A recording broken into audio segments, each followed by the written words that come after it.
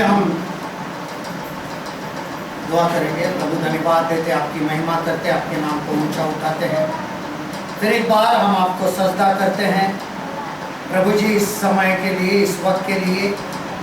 फिर एक बार जो आराधना सुनी है उसके अनुसार हर एक को आशीषित किया, इसके लिए हम आपकी शुक्रगुजार हैं। फिर एक बार खुदावंदा हम सब मिलकर आपको धन्यवाद देते हैं। हर एक के ऊपर आपकी बरकत हो, आपकी आशीष हो। आगे के समय को आपके हाथ में समर्पित करते पवित्र करें। यह दुआ हमारे जिंदा खुदावंदा यीशु के नाम से की और आपने सुन ली खुदा पाक इसके लिए। प्रभु की महिमा हो आज के दिन के लिए, इस समय के लिए। और फिर एक बार हम आराधना के दिन एक 9-10 महीने के बाद इकट्ठा हुए हैं। प्रभु की महिमा हो। जो भी बाइबल कहती हैं कि उससे प्रेम करने वालों के जीवन में जो भी घटनाएं घटती हैं वो उसके लिए हानि की नहीं परम कल्याण की होती है। बहुत सारी बातें हमारे जीवन में घटी हमने ये, लेकिन हर एक जगह पे जैसे कि अभी बताया गया है कि लोग प्रार्थना में बहुत आगे। हर दिन जो कभी कभी होती थी कलीसिया में होती थी प्रार्थनाएं, वो प्रार्थनाएं कुछ दिन के लिए होती थी या सप्ताह में 2-3 बार होती थी। आराधना का दिन तो होता था रविवार के दिन, लेकिन यहाँ पे हर रोज 2 या 3 बार लोग ऑनलाइन हो जाते हैं। हर रोज एक बार नहीं, 2 या 3 बार, कभी सुबह दोपहर शाम 3-3 बार। और प्रभु यही हमारी परीक्षा लेना चाहते थे कि देखिए कि जब हम अपने आप को विश्वासी कहते हैं तो जब वक्त आ जाता है तो हम कितना दुआ में बैठते हैं। और यही हुआ, इसके लिए प्रभु को धन्यवाद। और आज फिर एक बार हम यहाँ पर इकट्ठा है, तो आइए हम अपने वचन को देखेंगे। मत्ती रचित सुसमाचार 12 अध्याय, मत्ती रचित सुसमाचार 12 अध्याय 34 से 37 पद। Matthew chapter 12 verse 34 to 37। क्योंकि जो मन में भरा है वही मुंह पर आता है। For out of the abundance of the heart the mouth speaketh। और ये दोनों आज का जो शीर्षक है, क्योंकि जो मन में भरा है वही मुंह पर आ जाता है।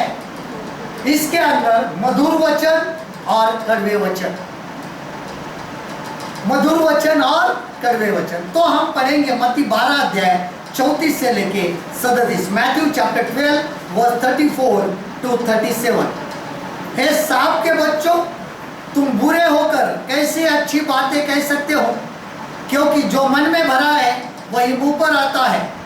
भला मनुष्य मन के भले भंडार से भली बातें निकालता है, और बुरा मनुष्य अपने बुरे भंडार से बुरी बातें निकालता है। मैं तुमसे कहता हूँ, जो जो निकम्मी बातें मनुष्य कहेंगे, न्याय के दिन उन्हें अपनी हर निकम्मी बात का लेखा देना होगा। तो अपनी बातों के कारण निर्दोष और अपनी बातों ही के कारण दोषी ठहराया जाएगा। हालेलुया। बहुत बार हमें ये बातें दिखाई देती है, और इसके लिए परमेश्वर का वचन कहता है मधुर वचन और कड़वे वचन, the sweet words and bitter words. और आजकल हम देखते हैं कि यहाँ पर सांप के बच्चों, क्यों सांप की यहाँ पर उदाहरण दिया है? सांप के उदाहरण का कारण क्या है? कि सांप को अगर देखेंगे, अगर आप ध्यान से देखते हैं तो दुनिया का मनुष्य के बाद में सबसे बेहतरीन और खूबसूरत जो निर्माण था वो सांप का था। अगर हम सांपों के पास देखते, अलग अलग रंग के होते हैं ना। कभी कभी मनुष्य उसके पास आकर्षित भी होता है, इतनी अच्छी अच्छी डिजाइनें होती है। तो मनुष्य के बाद सबसे खूबसूरत मनुष्य तो परमेश्वर की अपनी प्रतिकृति अपने समान बनाए, लेकिन सब जानवरों में, सब पशुओं में सांप को परमेश्वर ने खूबसूरत बनाया, खूबसूरत दिखने वाला, कलर अलग अलग। और वही इंसान की फितरत हम देखते हैं बाद में बन गई, जब इंसान सांप के द्वारा पाप में गिर गया, तो उसके अंदर, मनुष्य के अंदर सांप का स्वभाव आ गया। अगर हम बाइबल को ध्यान से पढ़ते हैं तो शैतान ने जो सांप के अंदर बैठ के आया था, उसने कहा कि देखो तुम अगर फल खाओगे तो निश्चित नहीं मरोगे, लेकिन तुम भले और बुरी बातों को जानकर परमेश्वर के समान बनोगे। अब कौन सा परमेश्वर? हालांकि हमारे त्रिएक परमेश्वर एलोहिम परमेश्वर ने मनुष्य को अपने स्वरूप में बनाया, और कौन से परमेश्वर के बराबर? तो अगर आप अंग्रेजी की किंग जेम्स वर्जन बाइबल पढ़ते हैं तो वहां पे लिखा है as like a gods, not god. और वहां पे जो गॉड का जी है वो स्मॉल है, कैपिटल में, एज लाइक अ गॉड्स। शैतान ने अपने पाप का स्वभाव मनुष्य के अंदर डालकर कहा तुम मेरे समान बनो, एज लाइक अ गॉड्स। और उसके अंदर ये फितरत आ गई दोगली बात करने की, कड़वी और मीठी। और उसके अनुसार मनुष्य के अंदर बीमारी आना शुरू हो गया। बीमारी का सबसे महत्वपूर्ण कारण है हमारी बातें। यहां पर जो लिखा है, तो अपनी बातों के कारण निर्दोष और अपने बातों ही के कारण दोषी ठहराएगा, क्योंकि जो मन में होता है वही मुंह पर आता है। हम देखते हैं हमारे जीवन में इर्द गिर्द, हमारे आजू बाजू बहुत सारे ऐसे लोग होते हैं जो अच्छी तो बातें करते हैं, लेकिन कुछ हो जाए तब अंदर में जो जहर दबा है ना, वो बाहर आना शुरू हो जाता है। शैतान के अंदर जो जहर भरा हुआ था परमेश्वर के विरोध में, वो उसने मनुष्य के अंदर भर दिया, ताकि मनुष्य भी परमेश्वर को दोष लगाना शुरू कर। और हमें हमेशा, हम कभी कभी हमारे जीवन में कुछ भी घटनाएं हो गई तो किसको, क्या प्रभु, लेकिन शैतान ने वहां पर क्या है कि तुम परमेश्वर के समान। कौन सा परमेश्वर?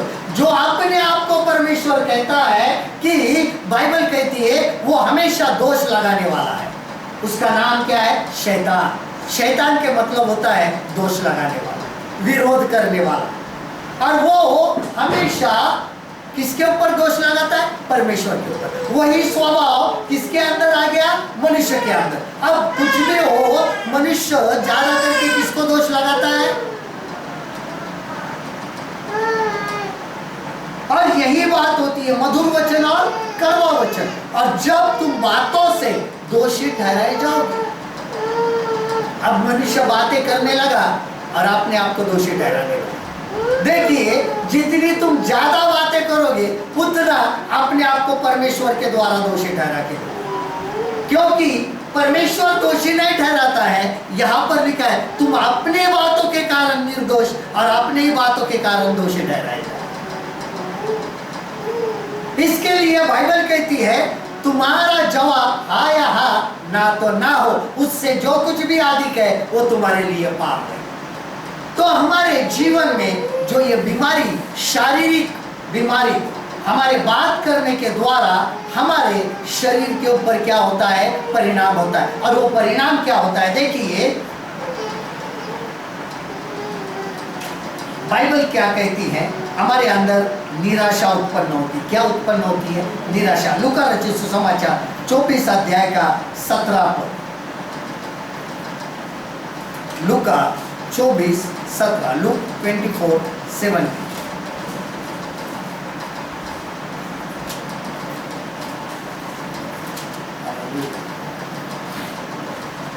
यीशु ने उनसे पूछा, तुम कौन सी घटनाओं के बारे में चलते चलते आपस में बातें कर रहे हो?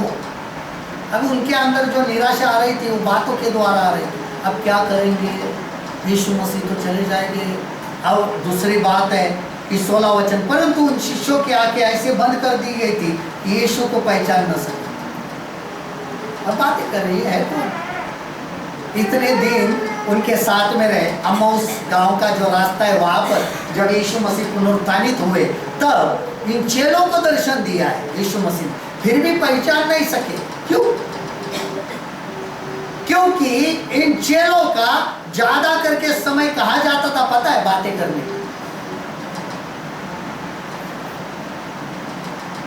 एक दूसरे की नुक्ताचीनी करने में, इसमें ही वक्त जाता था। इसके लिए संगति में रहने के बावजूद भी ये चेले यीशु मसीह को पुनरुत्थान के बाद पहचान नहीं सके। वही बात हमारी होती है, हम मसीह तो कहलाते हैं क्यों, लेकिन हमारे ज्यादा बातों के द्वारा क्या हो जाता है, हम यीशु मसीह को ही पहचानना क्या हो जाते हैं, बंद कर देते हैं, और उसका नतीजा हमारी आंखें बंद हो जाती है, स्पिरिचुअल ब्लाइंडनेस। और जब आत्मिक अंधापन आ जाता है तो निराशा आ जाती है, क्योंकि हम सच्चाई को देख नहीं सकते, सच्चाई को समझ नहीं सकते, हम सच्चाई से बहुत दूर चले जाते हैं, और इसका ही नतीजा हमारे अंदर बीमारियां आना शुरू हो जाती है। अब बीमारी के बारे में अगर हम देखते हैं तो बहुत सारी ऐसी बातें होती है कि हम उसको समझ ही नहीं पाते हैं कि हमारे अंदर कौन सी बीमारी आ जाती है। सबसे पहली बात जो होती है वो कि हमारे हड्डियों पर क्या होता है, असर होता है। हमारे किस पर असर होता है, हड्डियों पर असर होता है, क्योंकि बाइबल कहती है कि देखो हमारी हड्डियां सूख जाती है और हमारा मन शरीर पर क्या होता है, आनंदी मन, आनंदी हृदय, ये क्या है, दवा है। क्या है, दवा है। लेकिन निराश मन हमारी हड्डियों को सुखा देता है। हम कभी कभी बहुत बार हम देखते हैं कि मनुष्य के अंदर दिखाई अच्छे सब कुछ देते हैं, लेकिन अंदर से हड्डियां क्या होती है, सूखती रहती है, और जो मन की दशा होती है वो चेहरे पर नजर आती है। अगर मन खुश है तो चेहरा भी खुश नजर आएगा। अगर हमारा मन दुखित है, एक दूसरे के बारे में नफरत है, ये है, तो आप समझ लो दिखावे की बातें और मन की बातें। और जब समय आ जाता है तो जैसे कि हमने मत्ती में पढ़ा है कि जो मन में है वो बाहर आ ही जाता है। भले कितने भी अच्छे हम रहने दो, कितने भी अच्छी बातें करने वाले रहने दो, एक बात हमारे जीवन में होती है कि हमारे ज़बान पे वो सब बातें आ जाती है कि हम इतने दिनों पर उसको क्या करते रहते हैं, दबा कर रहते हैं। बिटर थिंग्स, कड़वी बातें। नीति वचन 17:20 कहता है, जो मन का टेढ़ा है उसका कल्याण नहीं होता, और उलट फेर की बातें करने वाला विपत्ति में पड़ता है। और वह आदमी खुद अपने ही हाथों से कहाँ पड़ जाता है, विपत्ति में पड़ जाता है, जो मन का क्या है, टेढ़ा है। और उसी अनुसार फिर हम नीचे आएंगे 22 वचन के पास, 17 का 22 नीति वचन क्या कहता है, मन का आनंद अच्छी औषधि है, परंतु मन के टूटने से हड्डियां सूख जाती है। हालेलुया। हम आज भी देखते हैं कि आज बहुत सारे लाभ थेरेपी आ गई है ना। हमेशा डॉक्टर क्या कहते हैं, हंसो हंसो हंसो, तो तुम क्या रहोगे, चंगे रहोगे, भले चंगे रहोगे। अरे बाइबल भी वही बताती है, यही जो डॉक्टर बताते हैं ना, उसके पहले डॉक्टर सुलेमान ने बता के रखा, डॉक्टर सुलेमान ने बता के रखा है कि औषधि क्या है, चंगे रहेगी। हंसो, खुश रहो। हम कभी कभी सामने वाले के जीवन में कुछ अच्छा कर रहा है उससे भी दुखी हो जाते हैं। उसको कुछ होने वाला नहीं, बीमार तुम हो रहे हो। बीमार कौन होगा? यहां पर बाइबल क्या कहती है? मन का आनंद अच्छी औषधि है, लेकिन मन के टूटने से हड्डियां सूख जाती है। कौन बीमार हो जाएगा? वही व्यक्ति जो दूसरों को देखकर जलता है। उसको ऐसा मिला और खुद बैठ गया परेशान, और कुछ 3 दिन के बाद पता चलता है बीमार है। डॉक्टर कर रहा है, ईसीजी निकालो, सिटी स्कैन करो, कुछ भी करो, आपकी बीमारी मिलने वाली नहीं। बीमारी कहाँ पे है? यिर्मयाह 17:9 के अनुसार मन तो अधिक वस्तुओं से धोखा देने वाला है, उसके भेद को कौन समझ सकता है? फिर सिटी स्कैन लगाओ, एमआरआई लगाओ, क्या करने का वो लगाओ, इसकी बीमारी सामने आती नहीं है। उसकी बीमारी लाने का काम बाइबल।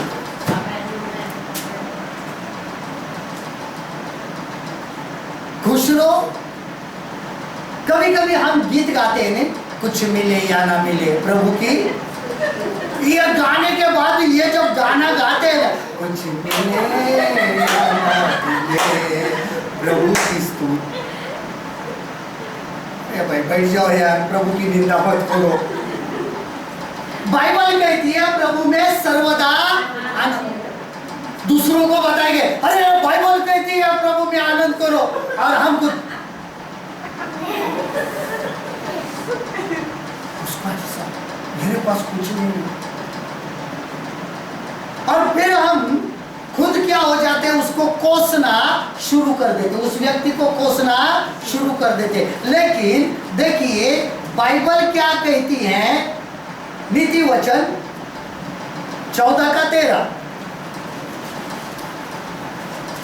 Proverbs chapter 14 verse 13, नीति वचन 14:13, हंसी के समय भी मन उदास होता है और आनंद के अंत में शोक होता है। ये हंसते तो है, उनके मन में देखो उदासी छाई हुई रहती है, सिर्फ दिखाने के लिए। कैसे ऐसे सर अच्छे है, अंदर क्या चल रहा है पता है? तू मिली मेरे को क्या पता नहीं है। सामने वाले ब्रदर कैसे हो, समझता है अंदर। इसके लिए यहाँ पे लिखा, हंसी के समय मन उदास होता है। हंस तो रहे लेकिन मन कैसा है? उदास है। लेकिन और आनंद के अंत में शोक होता है। फिर घर पे जाके खुद परेशान, वो आनंद में क्यों रहता है? दूसरों का आनंद भी देखा नहीं जाता है। अगर हम खुश है ना, तो ये लोग जो है हमारे सामने आनंद की बातें करेंगे, लेकिन खुद घर पे जाके परेशान। ऐसा क्यों हो रहा है? ऐसा क्यों हो रहा है? ये ऐसा क्यों है? इसको ऐसे कौन सा ये हो गया? बाइबल तो कहती है प्रभु में आनंद करो। अगर हम प्रभु के लोग हैं तो हर समय प्रभु में क्या करो? आनंद करो। बाइबल कहती है दुख करने वाले के साथ में दुख करो और आनंद करने वाले के साथ में। 15:13 नीति वचन, Proverbs 14:30, मन आनंदित होने से सुख पर, मुख पर भी प्रसन्नता छा जाती है, परंतु मन के दुख से आत्मा निराश होती है। इसके लिए मैंने पहले कहा था, जो मन में है ना वो चेहरे पे दिखाई देता है। इसके लिए प्रभु में आनंद इसके लिए करो, बाइबल कहती है कि तुम अपने दुख को बाहर निकालो। इसके लिए यीशु मसीह ने कहा, हे परिश्रम करने वालों और बहुत से दबे हुए लोगों, तुम सब मेरे पास आओ, मैं तुम्हें विश्राम दूंगा। विश्राम का अर्थ होता है मन आनंदित हो जाए। विश्राम का अर्थ क्या है? मन आनंदित। और जब मन आनंदित है तो चेहरे पर भी खुशियां दिखाई देती है। वो व्यक्ति मुसीबत में भी खुश रहता है, मुसीबत में भी खुश रहता है। बहुत बार जब ये लॉकडाउन था, बहुत बार व्हाट्सएप पे आया, पासवान लोग, मैं विश्वासियों को नहीं बोलूँगा, पासवान, मैं इंडिपेंडेंट सेवा करता हूँ, मेरी स्थिति बहुत खराब है, मुझे कुछ मदद करो। दुख से एकदम लिख रहे कि जैसे आप भी मर जाएगा। और यही व्यक्ति ने कभी प्रचार किया होगा ना कि प्रभु में आनंदित रहो। अब ये क्यों दुखी है भाई? क्यों शोक मना रहे हो? इसका अर्थ क्या है?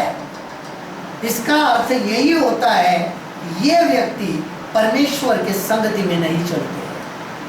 अगर चलेंगे तो ये बातें करेंगे ही नहीं, क्योंकि उनको पता है जो प्रभु के संगति में चलता है उनको ये बात 100% पता है, कौन सी भी मुसीबत आने दो, मुझे प्रभु आनंदी रखने वाला।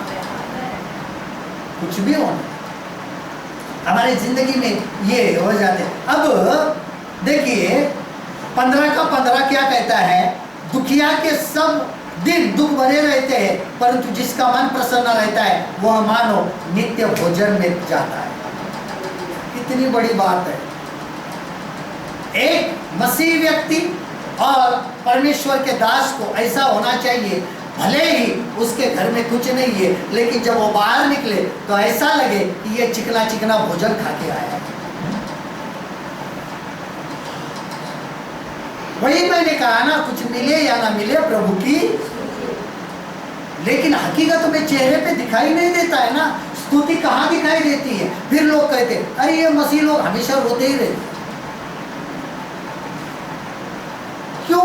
क्यों हम मजाक उड़ाए? हमारी मजाक उड़ाई नहीं जाती। हमारा जो जिंदा परमेश्वर है, जो हमारी सब बातों के जरूरतों को पूरा करता है, जो मुहैया करने वाला यहोवा यिरे है, यहोवा जायरा, हर जरूरत को पूरा करने वाला, उसकी निंदा नहीं होनी चाहिए।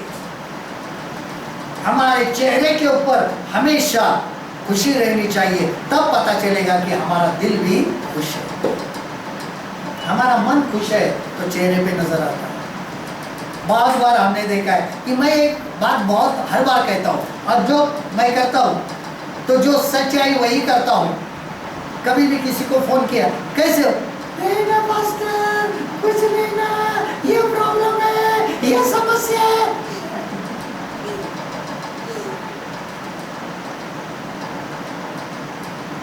अभी एक सवाल मैं उसमें करूंगा, प्रार्थना कितनी की सिस्टर? नहीं ना पास्टर, प्रार्थना नहीं होती, इसके लिए तो रो रहे हैं। बाइबल कितना पढ़ा, टाइम ही नहीं मिलता, इसके लिए तो रो रहे हो ना।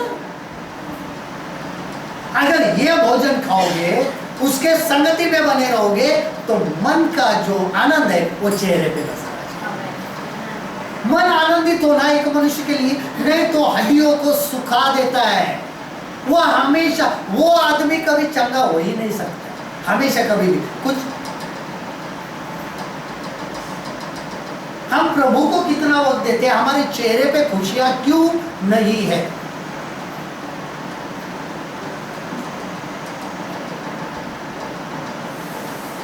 बाइबल कहती है जो आनंद कर रहा है, जिसके जीवन में सब अच्छी बातें, वो स्तुति करे, और जो दुख में है वो प्रभु को धन्यवाद दे। क्या करे? स्तुति करे। क्यों करे? अगर अपने जीवन में कोई मुसीबत आ गई है तो एक ही कहना, प्रभु यीशु इस मुसीबत के लिए, इस समस्या के लिए मैं तुम्हें धन्यवाद देता हूं। क्या करो? मन अपने आप खुश होना शुरू हो जाएगा, मन अपने आप आनंदित हो जाएगा, और वो आनंद चेहरे के ऊपर हो जाएगा। लेकिन जो दूसरों के बारे में बुराई सोचता है, उसका मार्ग जो होता है वो कड़ा होता है। उसका मार्ग क्या होता है? कड़ा होता है। देखिए नीति वचन 13 का 15, प्रोवर्ब्स 13:50। सुबुद्धि के कारण अनुग्रह होता है, परंतु विश्वासघातियों का मार्ग कड़ा होता है। जो कड़वी बातें करता है, जो दूसरों को नफरत करता है, उसका मार्ग खुद का भी क्या हो जाता है? कड़ा हो जाता है। खुद मुसीबत में हो जाता है, खुद ऐसे मुसीबतों के अंदर फंस जाता है तो वहां से कभी बाहर नहीं निकलता। जो दूसरों को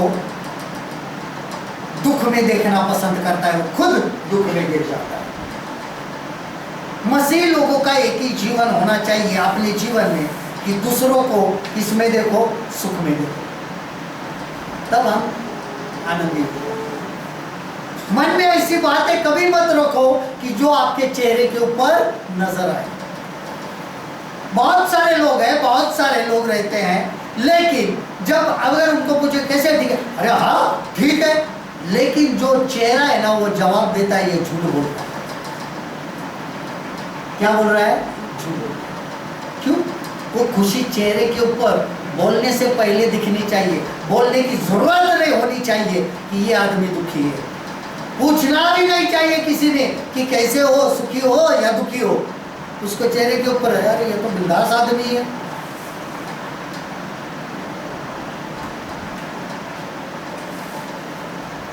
कुछ लोग ऐसे होते हैं, कुछ भी इतनी मुसीबत होती है फिर भी खुश रहते हैं।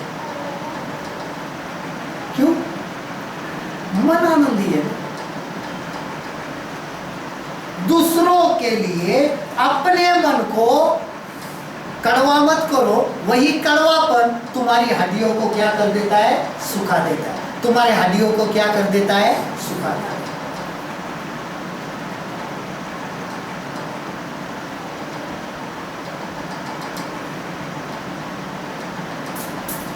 पंद्रह नीति वचन क्या कहता है देखो, प्रोवर्ब्स 15:15। फिर से, दुखी के सब दिन दुख भरे रहते, फिर कुछ भी हो, सुख की भी बातें हो, फिर भी वो क्या रहता है? दुखी रहता है। अब देखो, अगर कुछ समस्या है, कुछ है, अगर किसी ने, एक उदाहरण के तौर पर मैं दे रहा हूं, अगर किसी ने कहा ये ले लो 1 लाख रुपए, फिर भी क्या करे अब इसको, इतने में क्या होगा, अब इससे कैसे करूंगा? फिर 1 लाख रुपए मिलने के बाद भी दुखी है। फिर इसके सामने कोरोना भी को ये दुखी रहने वाला है, उससे अच्छा उसको उसे वहीं पे छोड़ दो, क्योंकि इसके ऊपर कोई असर होने वाला दुख है, कुछ फाइनेंशियल प्रॉब्लम, चलो भाई मेरी हैसियत है, मैं इतना दे रहा हूँ, ले लो। खुश नहीं होगा, धन्यवाद नहीं देगा, प्रभु अरे इसमें और मैं कुछ खुश हो जाए, क्या है इससे क्या होगा, मुझे तो इतनी की जरूरत है। उतने में देने के बाद में भी क्या करेगा? अब क्या फायदा है? आपने कभी अनुभव किया होगा ना इस बात को आपके जीवन में, देने के बाद भी वही समस्या है। इसके लिए यहाँ पे लिखा है, दुखिया के सब दिन दुख भरे ही रहते, उसको कुछ भी करो, लेकिन जिसका मन प्रसन्न रहता है, यह मानो नित्य नित्य भोज में जाता है। भोज में जाना यानी फंक्शन में जाना, रिसेप्शन में जाना। जब हम कहीं शादी के त्योहार में जाते हैं या त्योहार में जाते हैं या शादी के लिए जाते हैं, तो कैसे जाते हैं? कोई जाएगा ऐसा? ऐसा मुझे किस शादी में जा रहा हूँ, ऐसा कोई जाएगा? भाई मैं अच्छा दिखूं। कभी कभी लोग तो ये सोचते हैं मैं दुल्हा दुल्हन से भी खूबसूरत दिखूं। हकीकत बता रहा हूं मैं, वो जाने दो, लोग मेरे पास देखे ऐसे तैयार होके जाते, फिर यही पे प्रॉब्लम क्या होता है? वहां तो भले जगह जाते हैं ना। अगर हम मन के सही रहेंगे, प्रसन्न रहेंगे, तो ऐसा लगेगा हम रोज कहीं तो भी पार्टी को जा रहे हैं। मेरे घर में रोटी और सब्जी खाएंगे, लेकिन दिखाएंगे यार मैं फर्स्ट क्लास भोजन किया है। यही मसीह जीवन, यही मसीह जीवन। हम मसीह तो कहलाते हैं, लेकिन मैंने आज तक 70% मसीहों को, विश्वासिया वो भी डुबा के बपतिस्मा हुए मसीह, सिर्फ मसीह ने डुबा के बपतिस्मा हुए मसीह में से 70% मसीह ऐसे। कभी पूछो कैसे? नहीं, बाकी सब नहीं है समस्या, नहीं ये है कैसे, हाउ? पौलुस कहता है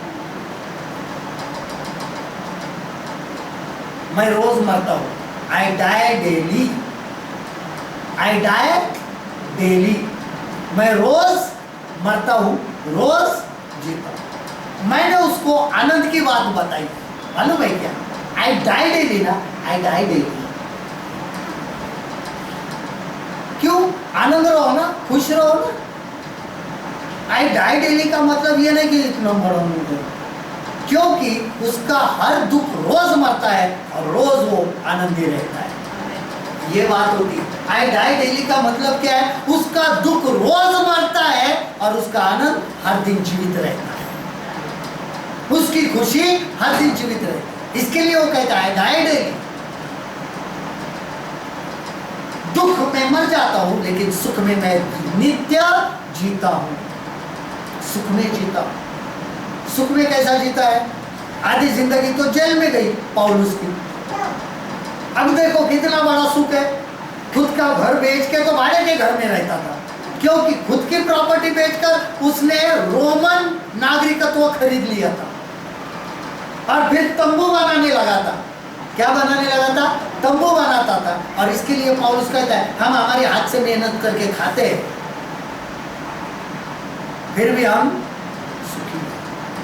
भले मानो बाइबल कहती है हम दूसरों को धनवान बनाते हैं, पौलुस क्या कहता है? हम अपने हाथों से मेहनत करते हैं लेकिन दूसरों को धनवान बनाते हैं। तो पौलुस कितना बड़ा रईस होगा, सोचो।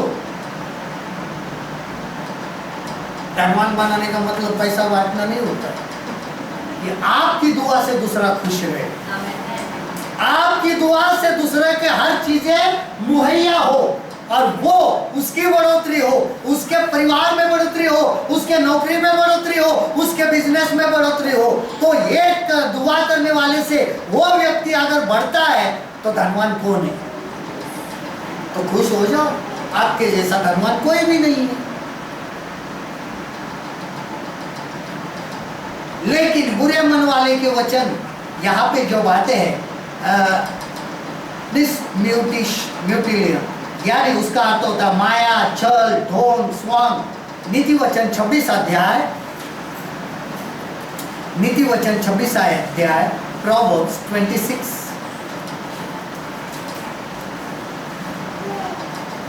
24 से 27 पद हम देखते हैं, 24 to 27। बहुत ध्यान से मैं पढ़ रहा हूं, ध्यान देना।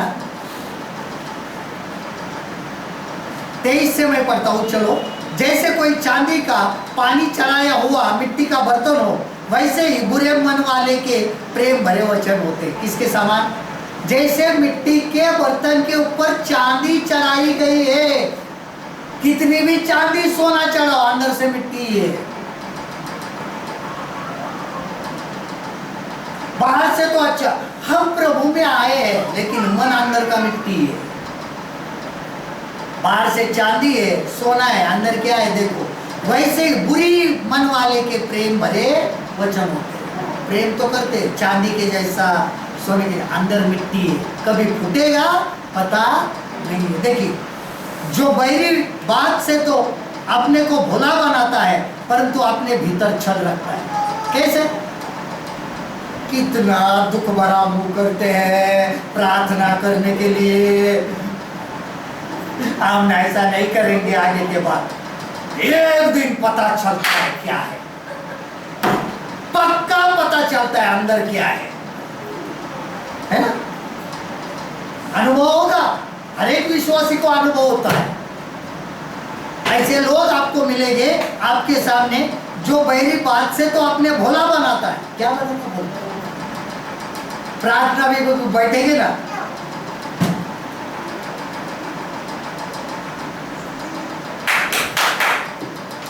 थोड़ा कुछ हो जाने दो, जो ये खुलता है ना गटर में, तो भी अच्छा कभी कभी पानी रहता है, इतना गंदा मुंह होता है। इसके लिए इनकी बीमारी ठीक नहीं होती। ये बीमार तो बीमारी रहते हैं, ये मानसिक तौर पर बीमार होते हैं। कौन से तौर पर? मानसिक तौर पर।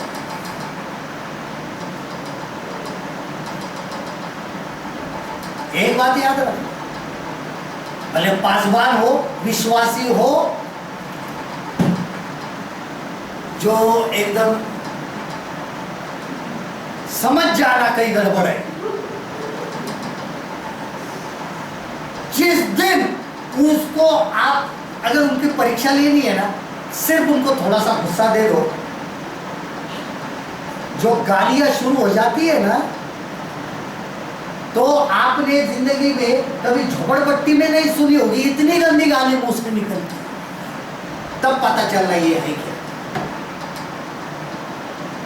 इंक्लूडिंग पास्टर्स ऑल्सो, मैं पासवान लोगों को भी नहीं छोड़ता, पास्टर भी। एक ऐसे ही एक बात हो गई थी, अनुभव की बात बताता हूँ, तब मैं खुद मसीह में नहीं था और चल रहा था, और वो जो पास्टर था इतना स्ट्रांग बिलीवर, तब की बात है जब मैं खुद छोटा था, और तब बिलीवर यानी ये बहुत पवित्र लोग हैं। क्या लोग हैं? और उस पासवान को भली भांति जानता था मैं। अरे एक दिन क्या हुआ पता नहीं है, उसके सास के साथ झगड़ा कर रहा था, हमारी स्कूल नजदीकी थी। अरे जब मैं प्रभु में नहीं था, मैं भी इतनी गंदी गाली नहीं देता था, वो पास्टर दे रहा है अपनी सास को, पूरे रास्ते पे खड़े होकर सामने सास, और वो सास भी एकदम भली भांति बिलीवर, वो भी गाली दे रही है जवाई को, इतनी गंदी गाली।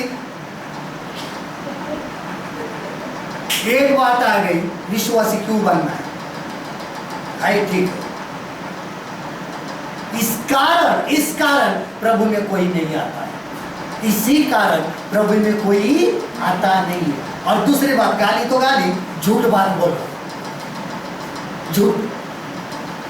और यही है कि जो मन को तो अपने भोला बनाता है, लेकिन अपने भीतर छल रखता है। 25, उसकी मीठी मीठी बातें प्रतीति न करना, क्योंकि उसके मन में 7 घिनौनी वस्तुएं रहती है। कितनी? 1 नहीं, 2 नहीं, 3 नहीं, पूरी 7। माँ भयंकर। एक बार मैंने ये 7 वस्तुएं बताई थी, क्या क्या है, अभी वो वस्तु बताने का वक्त नहीं, लेकिन इतनी गंदी बात, चाहे उसका बैर छैल के कारण भी छिप जाए, तो भी उसकी बुराई सभा के बीच प्रकट हो जाएगी, और एक न एक दिन सबके सामने आ ही जाती। कुछ मत करो, चुपचाप रहो, वो बुराई सामने आ ही जाती है। जो चेहरे पे भलाई दिखाते, एक दिन बुराई आ ही जाती है। और 27 फिर क्या हो जाता है, देखो, जो गड्ढा खोदे वही उसमें गिरेगा, और जो पत्थर लुढ़काए वह उलट कर उसी पर लुढ़क जाए। यही उनका अंत होता है। जो दूसरों के लिए हम कहावत बोलते हैं, हमने बाद में कहावत, ये 4500 पहले ही साल लिख के रखी है कहावत, 4500 वर्ष पूर्व ये कहावत लिख के रखी है। जो दूसरों के लिए गड्ढा खोदता है वो खुद उसमें जाके खोदने दो ना आपके लिए गड्ढे। अगर आपके लिए कोई गड्ढा खोद रहा है तो बाइबल कहती है, यीशु ने कहा है, मार्ग, सत्य और जीवन मैं हूं। अगर आप उस मार्ग पे हो तो गड्ढे में क्यों गिरोगे? क्योंकि आप तो आपके मार्ग से चले जाओगे। ये उस मार्ग को जानता नहीं है, इसके लिए इसने आपके लिए गड्ढा खोदा है, लेकिन ये खुद उस मार्ग से जाता है और खुद गिरता है, क्योंकि आपका मार्ग वही नहीं है, आपका मार्ग प्रभु यीशु मसीह, क्योंकि वो उस मार्ग को जानता ही नहीं। बुरे मन वाले, छल की बातें करने वाले, ढोंग करने वाले, स्वांग रचाने वाले, और एक न एक दिन इनके चेहरे के ऊपर से नकाब हट जाता है, फिर असली चेहरा नजर आना शुरू हो जाता है। यह है क्या? जब इंसान मरता है ना, आदमी जीवन भर जीता है नकली चेहरे को लेकर, मेकअप, लेकिन जब मरता है, हम देखते हैं फिल्मों में हीरो हीरोइन ने बहुत खूबसूरत दिखाई दे, मरने के बाद उनको देखो, मरने के बाद देखो, खुद पूछते हैं कौन है लोग, अरे वो है इतना गंदा, सारी दुनिया की तो झुर्रियां इनके चेहरे पे होती है, कोई खूबसूरती नहीं होती है। इनका एक नकाब होता है, नकाब ओढ़े रहते हैं जिंदगी भर, लेकिन ये नकाब जिस दिन बाहर आ जाता है उस दिन वो व्यक्ति जीवित नहीं होता है। मरने के बाद ये नकाब उतर जाता है, सच्चाई सामने आ जाती है और फिर पता चलता है यार ये हमारे जीवन में जो घटनाएं घटती है सब पता चलता है। अरे यार हम इतने अच्छे समझते थे, ये प्रभु एक ना एक दिन चेहरा सामने लाता है। लेकिन आगे की बात मैं कहूंगा, उस चेहरे को पकड़ के मत रखो, वो चेहरा आपके काम का नहीं, दगा देने वाला, क्योंकि उसका वही काम है बार बार नकाब ओढ़ना और बार बार हंसाना। देखिए प्रेरितों के काम 23 अध्याय का 15 पद, एक्ट्स चैप्टर 23 वर्स 15। प्रेरितों के काम इनका 23 अध्याय का 15 पद।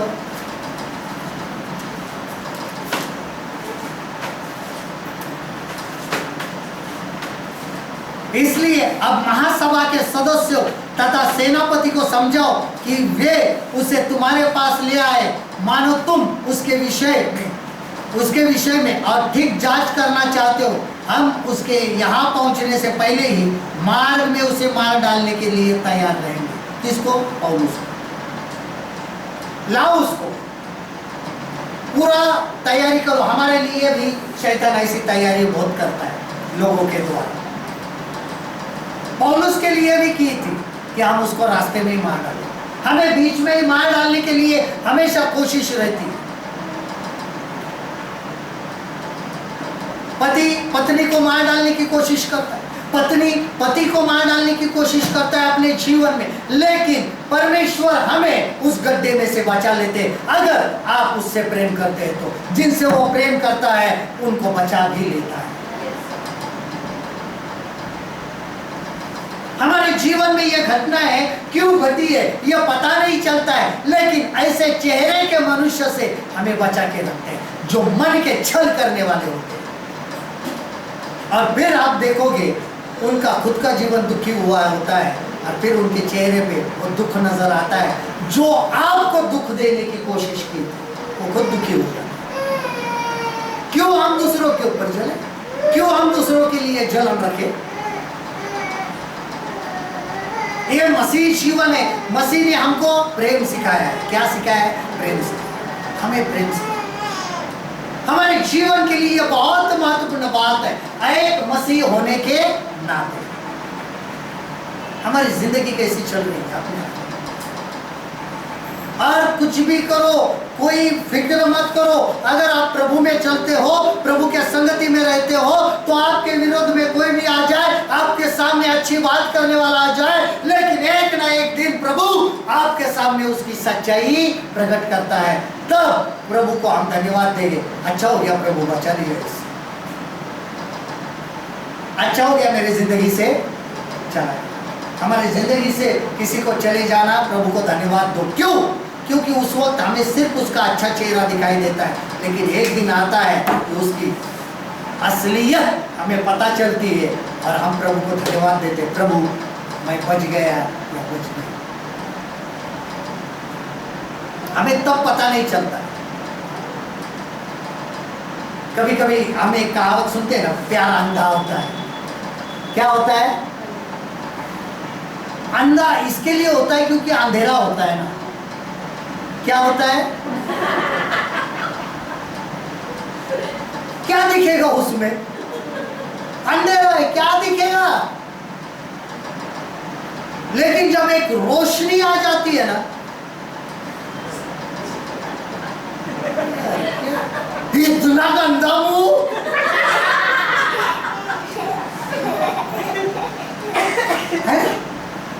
तो आंखों के ऊपर क्या रहती है?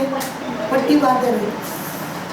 पति पत्नी के लिए I love you, I love you, I love you. लेकिन जैसे आंखें खोलते कुछ हो गया ना जिंदगी में, क्या पता था इतनी बुरा था, क्या पता ये होगा। क्यों? एक इसके लिए इस परिवार में एक बात नहीं होती जो बहुत महत्वपूर्ण होती है मसीह जीवन के लिए। ये लोग ऐसे क्यों होते हैं? इसका एक ही कारण होता है कि इनके परिवार में परमेश्वर का भय नहीं होता। इसका ये जवाब है। ये परमेश्वर का भय नहीं रखते, ये परमेश्वर को ही डराते, खुद नहीं डरते। परमेश्वर को डराते, खुद नहीं डरते। जब परमेश्वर का भय रहेगा ना तो हम किसी को नहीं फंसाएंगे।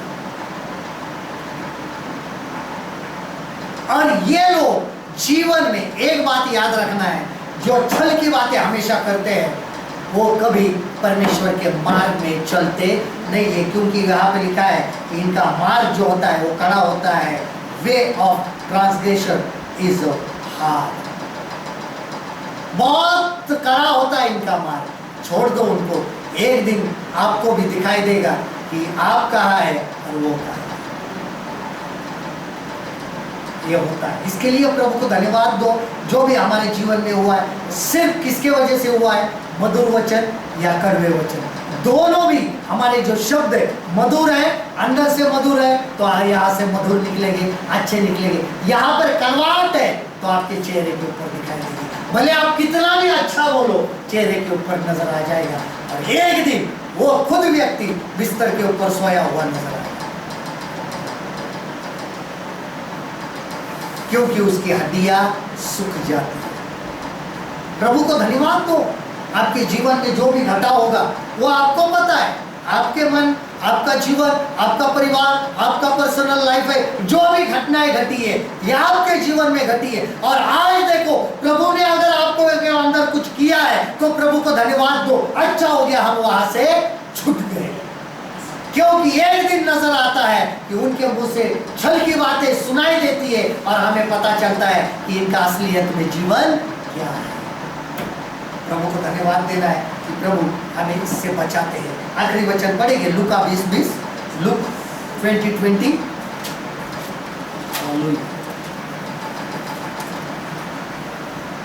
वे यीशु की ताक में लगे रहे। उन्होंने गुप्तचर भेजे। गुप्तचरों ने ऐसा दिखाया मानो वे सचमुच धर्म के संबंध में यीशु की बातें जानना चाहते, किंतु वे यीशु के मुंह से कोई बात पकड़ना चाहते ताकि वे उनको राज्यपाल के हाथ और अधिकार में सौंप दे। सावधान रहो इस बात से। आपके पास कभी कभी उन लोगों के लोग भी आएंगे सुलह करने के लिए, लेकिन वो उसके लिए नहीं आते, आपके मन के भेदों की बातें जानने के लिए आते हैं। आपसे सुनते हैं और वहां जाके बताते हैं। सावधान। आपको क्या लगता है आपसे बहुत अच्छे ही है? एक यीशु मसीह को छोड़कर कोई सत्य नहीं है। बस एक मित्र, एक अच्छा दोस्त, एक अच्छा परिवार का व्यक्ति, सबसे पहले यीशु मसीह को रोको, अपनी दिल की बात उसको बताओ। यहां पे सीधा लिखा है, जब यीशु मसीह को नहीं छोड़ा है तो आपको कौन छोड़ेगा? जब आप सच्चाई पे चलते हैं तो आप कौन छोड़ेगा? मुझे कौन छोड़ेगा? ये हमारे पास आ जाते हैं, बहुत अच्छी बातें करते हैं, उनके बारे में बुरा कहेंगे, लेकिन आपके अंदर जो भी बातें निकाल के लेके उनको बताएंगे। और एक बात मैं बोलूँ, जैसे ही जब भी मुझे पवित्र आत्मा बताता, मैं गारंटी के साथ बताता, गारंटी के साथ ये जरूर होगा। इसके लिए सावधान, अपने मन की बात उनके तरफ से आए हुए किसी भी व्यक्ति को आपके मन की बात मत बताओ कि आप क्या करने वाले, क्योंकि यह अनुभव बहुत बड़ा मैंने भी लिया है कि कुछ भी करने का होता था, मैं किसी को बता देता था, मेरे पहले उनका हो जाता था।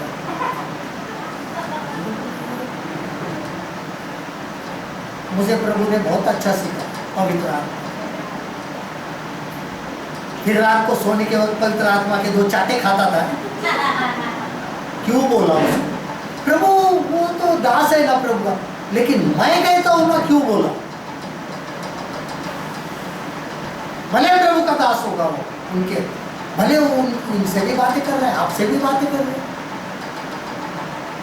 लेकिन बीच में क्या हो रहा है, कुछ पक रहा है खिचड़ी, आपको पता नहीं। आपके सामने आ ही जाएगा, क्योंकि आखिर में ये जो लोग थे यीशु मसीह के पास, उनके ही लोग थे ना। वो बताने आए हमारा लोग भी कभी कभी कलीसिया में आ जाते हैं, हमारा परिवर्तन हुआ है, बहुत परिवर्तन हुआ है, और बाद में पकड़ा के दे देते, पता चलता है अच्छा हुआ।